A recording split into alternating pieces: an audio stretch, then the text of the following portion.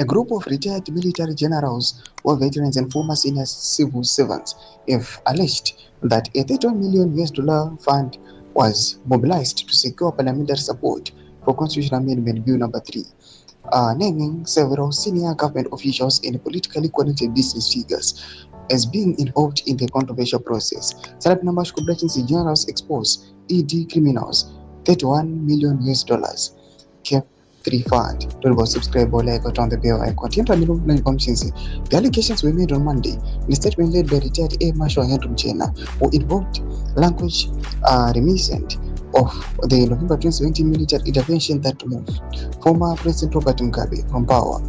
At the time, military commanders said they were targeting criminals surrounding the president other than the head of the state himself.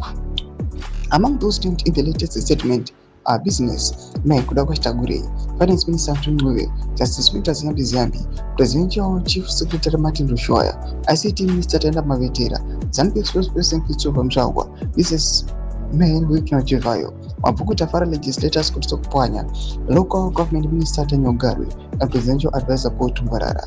According to the retired officials, Tagure allegedly convened a closed-door meeting during Mavetera's 40th birthday celebrations, attended by several senior political and government figures.